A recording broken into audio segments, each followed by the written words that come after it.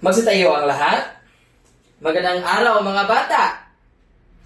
Bago kayo umupo ay pakiayos ng mga inyong upuan kasi medyo napapansin kong hindi gaanong kahanay ang inyong mga upuan at pagkatapos yan ay pulutin ng mga basura na nasa ilalim ng inyong mga upuan at itapon ito sa tamang lalagyan na nasa inyong harapan ang basurahan. Pagbilang ko ng 5, dapat nakabalik na kayo sa inyong inuupuan. 1, 2, 3, meron pa, 4, 5. Maaari na kayong bumalik sa inyong inuupuan. Magandang araw mga bata. Ulit, magandang araw. Parang napapansin kong medyo matamlay kayo ngayon. Kung kaya, bago kayo umupo ay i-shake-shake muna natin ang ating mga kamay at galaw-galaw tayo kasi parang napapansin kong matamlay kayo. Ito na ba ang huling asignatura na inyong papasukan ngayon? Ito na pala. So, kung ito ang huli, kaya hindi dapat tayo maging matamlay. Kaya, shake, shake, shake, move your body. Ganyan. Ngayon, kumusta? Di ba? Okay na. So, maaari na kayong umupo. Bago tayo pumunta sa ating bagong tatalakay ngayong araw, ay magbabalik-aral muna tayo. Ano nga ba ang ating tinalakay noong una nating pagkikita, noong nakaraang pagkikita natin? Mayroon ba? Leo dyan, ano? Maaari, tama. Maaari sinabi ni Leo dyan, tama sinabi ni Leo dyan. Ang ating tinalakay noong nakaraang talakayan natin ay anyong lupa at anyong tubig. Tama si Leo dyan. Sa anyong lupa at anyong tubig, ano ang inyong naaalala pa sa ating paksang tinalakay na anyong lupa at anyong tubig? Angeline, mayroon bang naisip? Tama, sabi ni Angeline ay nagbigay siya ng halimbawa ng iyong lupa na katulad ng bundok. Tama, sinabi ni Angeline. Sa anyong lupa naman, ano ang maaari niyong maging example?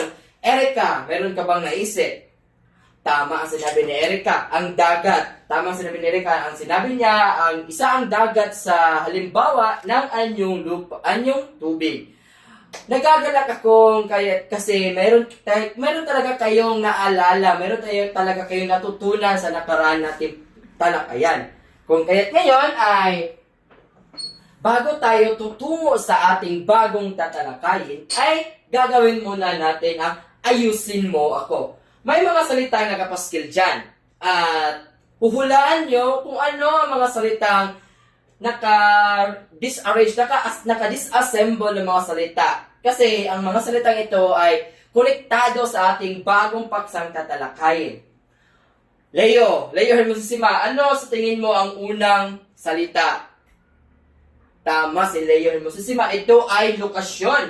Sa pangalawa naman, Mariel, ikaw, ano yung pangalawang salita? Anong ibig sabihin?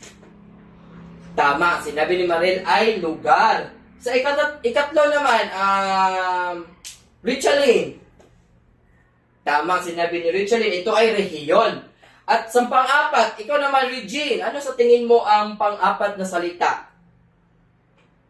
Tama, ang sinabi ni Regine ay paggalaw. Diba? Paggalaw. Ang ikalima, Leo dyan. Tama, interaksyon. So, ang limang salita na nahulaan nyo ay ang una, lokasyon. Pangalawa, lugar. Pangatlo, rehiyon. Pang-apat na ay paggalaw. At ang panglima at ang huli ay interaksyon. Batay sa inyong nalaman, ano nga ang ating tatalakayin at ano ang koneksyon nito sa ating bagong paksang tatalakayin? May naisip na ba? Ikaw, Jasper? Maaari, sabi ni Jasper, ito ay tungkol sa heograpiya. Maaari, Jasper. Ikaw naman, Rhea Joyce. Pareho din na sinabi ni Rhea Joyce kang Jasper. Ang sabi rin niya ay tungkol sa heograpiya. Malalaman natin kung ano ang paksang tatalakayin natin ngayon. Base kang Rhea Joyce at Jasper, ito ay tungkol sa heograpiya. Tama sila. Pero ang paksang tatalakayin natin ngayon ay ang 5 tema ng heograpiya. Tama sinabi nila tungkol sa heograpiya. Pero, ang pagsasatalakay natin ay nakapokus lamang sa 5 tema ng heograpiya. At yun ang ating tatalakayin at aalamin natin kung konektado ba ang mga salitang nahulaan nyo kanina, ang mga salitang naka-disassemble sa heograpiya, sa 5 tema ng heograpiya. Ngayon, bago tayo tutungo sa ating pagsatatalakayin, ay gagabayan tayo ng mga layunin natin ngayong araw. Unang layunin ay pakibasa, Jasper. Tama, nabibigyan kahulugan at nakikilala ang 5 tema ng heograpiya. At ang pangalawa naman ay pakibasa, Divan. Tama, nakapagbibigay ng mainam na halimbawa ng 5 tema ng heograpiya sa pamamagitan ng isang diskusyon na ating gagawin ngayon. At sa panghuli naman, pakibasa, Royce. Tama, nakakalikha ng isang poster tungkol sa kahalagahan ng 5 tema ng heograpiya sa pamumuhay ng isang individual. Ang ating mga layunin ngayon ay gagabayan tayo patungo sa ating diskusyon para mas malaman natin kung ano nga ang heograpiya base sa ating tatalakayin. Ngayon, ano nga ba ang heograpiya? Saan ba ito nagsimula? Ang heograpiya ay nagmula sa salitang Griego na nagriopia, na nangangahulugang paglalarawang daigdig. Kasama sa pag-aaral nito ang pagtingin sa pisikal, biological at kultural na aspeto ng daigdig. At ang tawag naman sa mga taong nag-aaral ng heograpiya ay heograpo.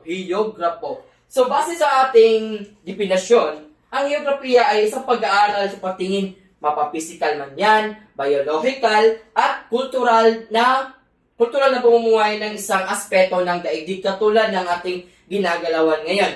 Ito ba ay ano ang ating mailalarawan sa ating daigdig tungkol sa pisikal niyang katayuan, sa kultural man yan, o biological, katulad sa pisikal, katulad ng kung ang ating daigdig ba ay flat or bilog, or ano ang ating tingin sa pisikal na anyo ng ating daigdig. At ang tawag naman sa mga tao nag-aaral ng mga daigdig, katulad ng mga scientists, ay ang heograpo. Sila ang tawag sa mga taong nag-aaral tungkol sa study o patungkol lahat sa heograpiya ng isang mundo, isang daigdig, o heograpiya nating ginagalawan. Ngayon, may 5 tema ang heograpiya. At ang unang tema ng heograpiya ay tinatawag na lugar. Ito ay tumutukoy sa katangian ng isang pook. Ang katangian pisikal ng isang pook, ang katangian ng mga taong naninirahan dito. So, base sa ating definasyon, ang lugar ay, masasabi naman natin, katulad ng example ng isang lugar, bundok. Lugar ang bundok. Halimbawa siya ng anyong lupa, pero halimbawa rin siya ng isang lugar. Kagaya ng nasa picture, ito ay isang lawa, ito ay simbahan, ito ay karagatan, ito ay dagat. So, yan ang sinasabi natin po, lugar. At tinutukoy ito sa katangian ng isang pook. Kagaya ng masasabi natin, ito ay magandang dagat, maaliwalas na lawa, kagaya ng mga ganyan. At ang pangalawa namang tema ng heograpiya ay lokasyon. Tumutukoy sa kinaroroonan ng isang lugar sa daigdig. May 2 paraan sa pagtukoy ng lokasyon. Ang una, lokasyong absolute or absolute location na sumasagot ito sa tanong nasaan. At ang pangalawa naman ay relatibong lokasyon or relative location, sumasagot sa tanong na saan malapit. Kagaya ng example ng Barangay Manambulan, saan ito makikita? Kapag magbibigay ka ng absolute na lokasyon ay sasabihin mo sa nagtatanong na matatagpuan ng Barangay Manambulan sa Purok 2, Shanghai, Barangay Manambulan, Tugbuk District, Davao City. Yan ang tinatawag nga absolute location. At ang relative location naman ay saan ito malapit. Saan malapit ang Barangay Manambulan? Malapit ang Barangay Manambulan sa Barangay Anggalan, Barangay Tagakpan, at Barangay Manuel Janga. Yan ang 2 pagtukoy ng isang lokasyon. At ang pangatlo naman ay ang rehiyon. Tumutukoy sa bahagi ng daigdig na pinagbubuklod na nagkakatulad ng pisikal, kultura, agrikultural, o politikal na katangian. Kagaya ng sa Pilipinas, meron tayong 17 rehiyon. at ang Davao City ay nabibilang sa Rehiyon 11, Region 11. At yan masasabi natin na maraming rehiyon ang bansang Pilipinas. Maliit lang ang bansa natin pero marami tayong rehiyon na masasabi natin abunda or masasabi natin likas sa atin ang agrikultura, politikal at kultura ng isang Pilipino. So, yan ang rehiyon. Yan ang pagbubuklod ng mga lugar katulad ng Davao City na nabibilang tayo sa Region 11. At ang pang-apat naman ay ang interaksyon ng tao at kapaligiran. Ito ay tumutukoy sa kung paano ang tao dumidepende o umaayon o gumagawa ng pagbabago sa kanyang kapaligiran. Ang ibig sabihin nito ay ang isang tao nakadepende na sa kanya kung ano ang kanyang magagawa para sa maging kontribusyon niya sa pag-unlad ng kanyang kapaligiran. Maaari itong sumasali siya sa mga clean-up drive, mga tree planting activity. Yan ang interaction ng tao sa kanyang kapaligiran. Kung paano ang tao, kung ano ang maiisip na magandang ideya ng tao para umunlad ang kanyang kapaligiran. Tama ba ako, Leo, dyan? Ano nga ang interaksyon ng tao at kapaligiran? Tama sinabi ni Leo dyan. Sinabi niya kapag ikaw po, sir, ay sumasali sa mga clean up drive activity, tree planting. Tama ang sinabi ni Leo dyan. May alam kung talagang nakikinig talaga kayo. Ngayon, at ang panglima at ang panghuling tema ng heograpiya ay ang paggalaw. Tumutukoy ito sa paglipat ng mga tao, produkto, impormasyon o sakit man sa iba't ibang lugar o bansa sa daigdig. Ito ay alam naman natin na ang paggalaw ay gumagalaw ka sa isang parte ng isang lugar papunta sa ibang lugar. Kagaya ng halimbawa na dito ako nagsimula at pupunta ako dyan sa tabi mo, Leo Hermosissima. Masasabi natin na ang aking ginagawa ay paggalaw. Kasi gumagalaw ako, gumagalaw tayo at tayo namang lahat ay gumagalaw para hindi tayo makasabi sa ating sarili na boring ang buhay natin. Leo Hermosissima, ikaw ba ay pumupunta sa ibang lugar? Saan lugar ka naman pumupunta? Ano sa tingin mo ang ginagawa mo? Ito ba ay halimbawa ng 5 tema ng heograpiya? Tama sinabi ni Leo Hermosissima. Kapag pumupunta ka sa ibang lugar, ay masasabi natin ito ay paggalaw. Isa itong tema ng heograpiya. Last man standing. Ano nga ang 5 tema ng heograpiya? Jasper. Tama, nagbigay si Jasper ng lugar, sir. Ngayon, ano pa? Angeline. Rehiyon, tama. Erica, ano pa? Magbigay ka ng isa. Meron na ang lugar, meron na ang lokasyon, meron na ang lugar, rehiyon, lokasyon, tama. Mayroon pang 2 natitira. Ikaw, Justin. Tama, sinabi ni Justin ay interaksyon ng tao at kapaligiran, sir. Ngayon, ang panghuli. Ana Moira, ikaw, ano ang masasabi mo? At ang sinabi ni Moira ay ang paggalaw. Ano nga ang 5 tema ng heograpiya, class? Sabay-sabay.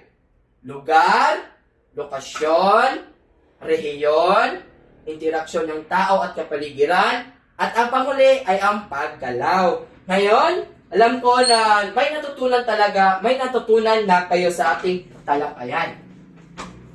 At ngayon naman ay, batay sa paksang tinalakay natin, ano sa tingin nyo ang kahalagahan ng mga 5 tema ng heograpiya sa pamumuhay ng tao, ng pamumuhay ng isang individual, bago tayo tutungo sa ating pangkatang gawain?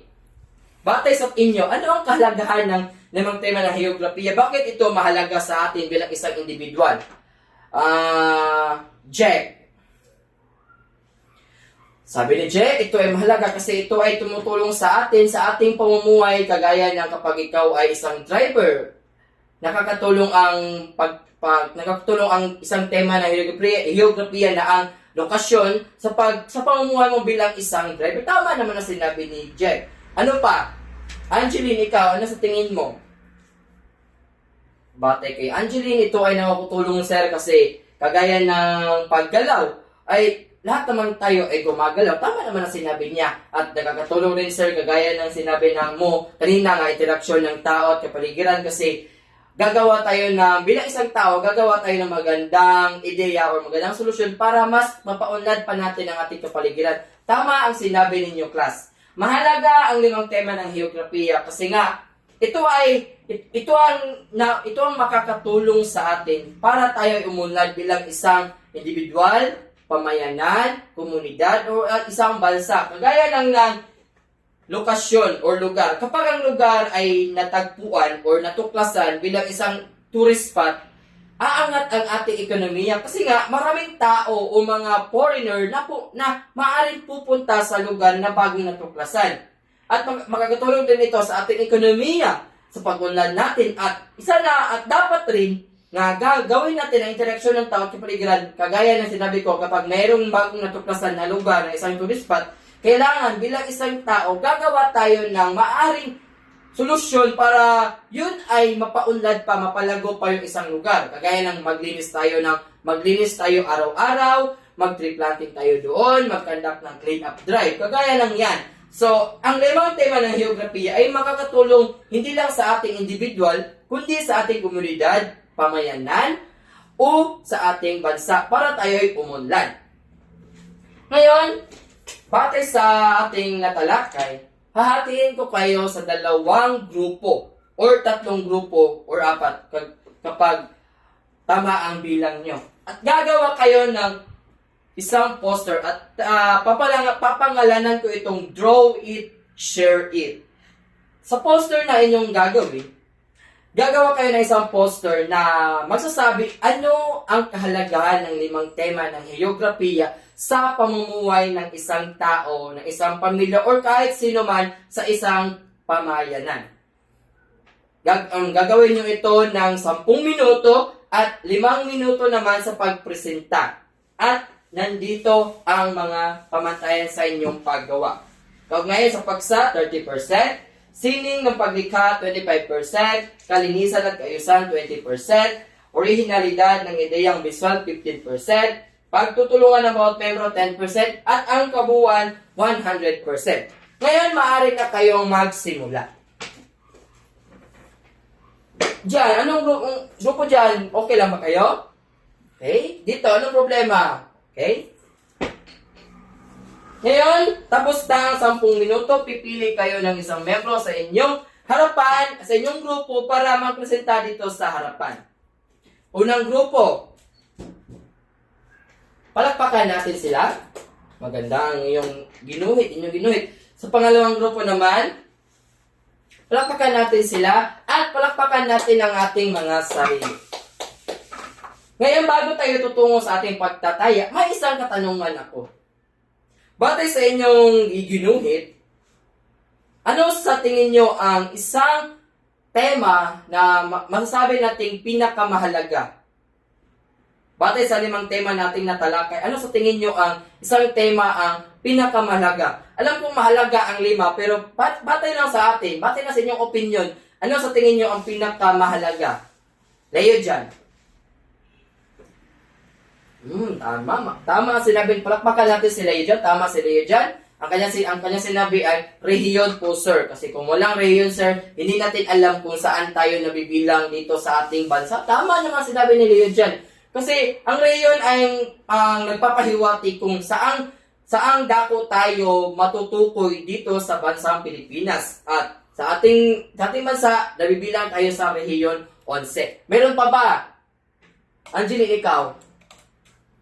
Batay kay Angeline, mahalaga po sir ang interaksyon ng tao at kapaligiran kasi nga kung hindi tayo gagawa ng solusyon or mga aktibidad na makakatulong sa pag-unlad natin kapaligiran ay mawawala lahat. Tama naman ang sinabi nila. Tama ang sinabi ninyo, no?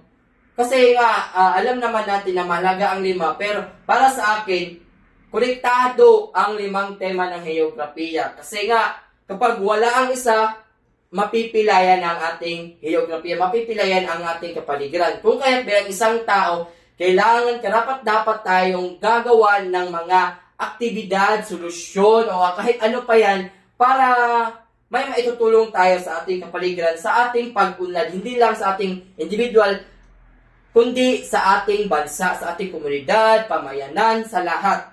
Kasi konektado lahat ang 5 tema ng heograpiya. Ngayon, sa inyong kwaderno ay sasagutan inyo ito. Bibigyan lamang ko kayo ng 5 minuto at pagkatapos na ipasa sa inyong harapan na walang ingay at hindi tumatayo. Tapos na ba? Maaari nyo na itong ipasa. At bago tayo magpaalam sa isa't isa, ay isulat nyo muna ang ating takdaang aralin. Gamit ang inyong mga cellphone, magsaliksik ng mga konseptong may kaugnayan sa konsepto ng lokasyon. Di ba ang lokasyon ay isang tema ng heograpiya? At isusulat ito sa inyong kwaderno at ipapasa ito sa susunod nating pagkikita. Yon ang takdang aralin niyo, magsaliksik pa ng ibang konsepto na may kaugnayan sa isang tema ng heograpiya na ang lokasyon. Ako ba ay naiintindihan? Sa harapan, ako ba ay naiintindihan? Sa likuran, naiintindihan ba ako, Divan? Naiintindihan ba ako dyan sa likuran? Kailan ito ay papasa? Tama, sa susunod nating pagkikita. So, yun. Paalam na sa lahat. Okay? Thank you.